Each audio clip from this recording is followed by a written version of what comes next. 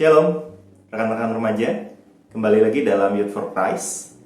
Kita akan kembali mendengarkan firman Tuhan dan kembali belajar akan kebenaran firman Tuhan.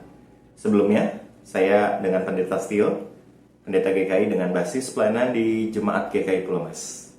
Mari kita bersatu di dalam doa untuk mengawali perenungan kita pada hari. Ya Tuhan, kami bersyukur pada hari ini kami akan kembali merenungkan firman-Mu dan juga menjadi pelaku firman-Mu.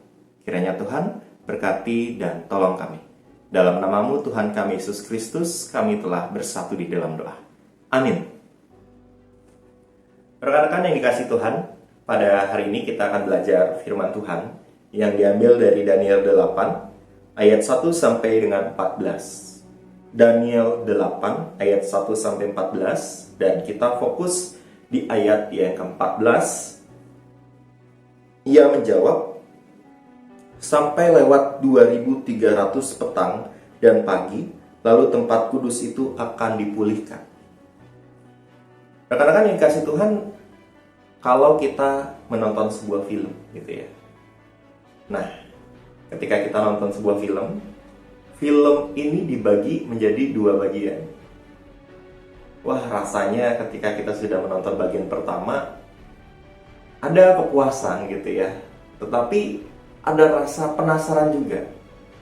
Film yang pertama ini kelanjutannya bagaimana? Ini seperti nonton waktu ini ya, Avengers Infinity War. Nah, dibagi dua. Ketika nonton yang pertama, wah, akhirnya gitu ya. Akhirnya film yang sudah lama-lama ditunggu bisa ditonton.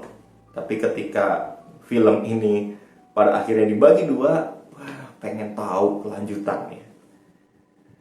Rekan-rekan yang dikasih Tuhan, pembacaan kita akan Daniel ini, kitab Daniel ini, memberikan kita sebuah gambaran akan akhir zaman.